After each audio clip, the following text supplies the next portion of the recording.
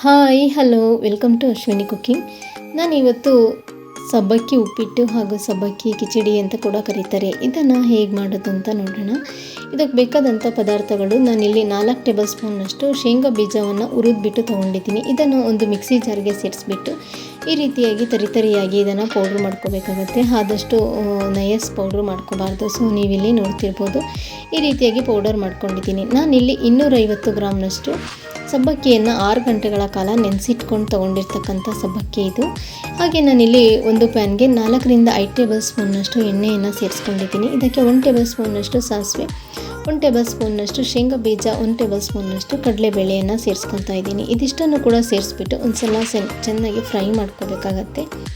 ಹಾಗೆ ಇದನ್ನು ನಾವು ನವರಾತ್ರಿ ಹಾಗೂ ಶಿವರಾತ್ರಿಯಲ್ಲೂ ಕೂಡ ಉಪವಾಸ ಮಾಡೋರು ಕೂಡ ಇದನ್ನು ತಗೋಬೋದು. ಹಾಗೆ 1 ಟೇಬಲ್ ಸ್ಪೂನಷ್ಟು ಜೀರಿಗೆಯನ್ನು ಸೇರಿಸ್ಬಿಟ್ಟು 10 ಹಸಿರು ಮೆಣಸಿನಕಾಯಿ, 2 ಈರುಳ್ಳಿ ಗಡ್ಡೆಗಳನ್ನು ಚಿಕ್ಕದಾಗಿ ಕಟ್ ಮಾಡ್ಕೊಂಡು ತೊಗೊಂಡಿದ್ದೀನಿ. ಕರಿಬೇವಿನ ಸೊಪ್ಪು ಹಾಗೂ ನಿಂಬೆಹಣ್ಣು ಇದಿಷ್ಟನ್ನು ಕೂಡ ಸೇರಿಸ್ಕೋಬೇಕಾಗತ್ತೆ. ಹಸಿರು ಮೆಣಸಿನಕಾಯಿಗಳನ್ನು ನಿಮ್ಮ ಖಾರಕ್ಕೆ ಅನುಗುಣವಾಗಿ ನೀವು ಸೇರಿಸ್ಕೋಬೇಕಾಗತ್ತೆ.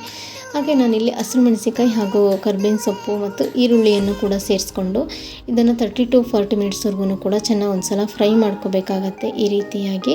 ಹಾಗೆ ನಾನಿಲ್ಲಿ ರುಚಿಗೆ ತಕ್ಕಷ್ಟು ಉಪ್ಪನ್ನು ಕೂಡ ಸೇರಿಸ್ಕೋತಾ ಇದ್ದೀನಿ.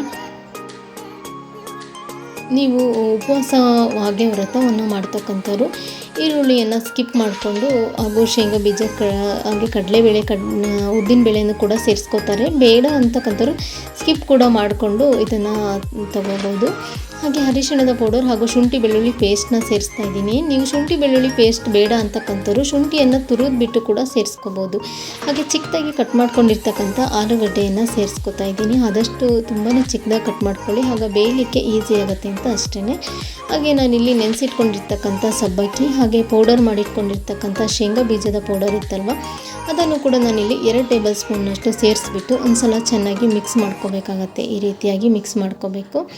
ಹಾಗೆ ನಾನಿಲ್ಲಿ ಅರ್ಧ ಹೋಳಷ್ಟು ಮಾತ್ರ ನಾನಿಲ್ಲಿ ನಿಂಬೆಹಣ್ಣನ್ನು ಸೇರಿಸ್ಕೊತಾ ಇದ್ದೀನಿ. ನೀವು ಆಲೂಗಡ್ಡೆ ಹಾಗೂ ನಿಂಬೆ ಹುಳಿಯನ್ನು ಸಬ್ಬಕ್ಕಿನ ಕ್ವಾಂಟಿಟಿಯನ್ನು ನೋಡಿಕೊಂಡು ನೀವು ಸೇರಿಸ್ಕೋಬೇಕಾಗತ್ತೆ. ನಿಂಬೆ ಹುಳಿಯನ್ನು ಸೇರಿಸ್ತಿದ್ದಾಗೇ ಚೆನ್ನಾಗಿ ಒಂದು ಸಲ ಮಿಕ್ಸ್ ಮಾಡ್ಕೊತಾ ಇರಬೇಕಾಗತ್ತೆ. ಆದಷ್ಟು ಸಬ್ಬಕ್ಕಿಯನ್ನು ಸೇರಿಸ್ತಿದ್ದಾಗೇ ಮಿಕ್ಸ್ ಮಾಡ್ಕೊತಾ ಇರಬೇಕಾಗತ್ತೆ. ಇಲ್ಲಿ ನಾನು 2 ರಿಂದ 3 ನಿಮಿಷಗಳ ಕಾಲ ಲಿಡ್ನ ಕ್ಲೋಸ್ ಮಾಡಿಬಿಟ್ಟು ಸಬ್ಬಕ್ಕಿಯನ್ನು ಬೇಯಿಸ್ಕೊಂಡಿರ್ತಕ್ಕಂಥದ್ದು. ಆದಷ್ಟು ಸಬ್ಬಕ್ಕಿಯನ್ನು ಸೇರಿಸ್ತಿದ್ದಾಗೇ ತಳ ಕಚ್ಚಲಿಕ್ಕೆ ಸ್ಟಾರ್ಟ್ ಆಗುತ್ತೆ. ಹಾಗಾಗಿ ಮಿಕ್ಸ್ ಮಾಡ್ಕೊತಾ ಇರಬೇಕಾಗತ್ತೆ. ಕೊನೆಯದಾಗಿ ಕೊತ್ತಂಬರಿ ಸೊಪ್ಪನ್ನು ಕೂಡ ಸೇರಿಸ್ಕೊಂಡ್ರೆ ಕಂಪ್ಲೀಟ್ ಆದಂತಹ ಸಬ್ಬಕ್ಕಿ ಉಪ್ಪಿಟ್ಟು ಹಾಗೂ ಸಬ್ಬಕ್ಕಿ ಕಿಚಡಿ ಎಲ್ಲ ರೆಡಿ ಆಗುತ್ತೆ. ಹೇಗೆ ಮಾಡಿದೆ ಅಂತ ನೀವು ಕೂಡ ನೋಡಿದ್ರಿ ಅಲ್ವಾ? ಒಂದು ಸಲ ಈ ವಿಧಾನದಲ್ಲಿ ಟ್ರೈ ಮಾಡಿ ನೋಡಿ, ಕಮೆಂಟ್ ಮೂಲಕ ತಿಳಿಸಿ ಹೇಗೆ ಬಂತು ಅಂತ. ಹಾಗೆ ಲೈಕ್ ಮಾಡಿ, ಶೇರ್ ಮಾಡಿ, ಸಬ್ಸ್ಕ್ರೈಬ್ ಮಾಡ್ಕೊಳ್ಳೋದನ್ನು ಮಾತ್ರ ಮರಿಬೇಡಿ. Thank you for watching.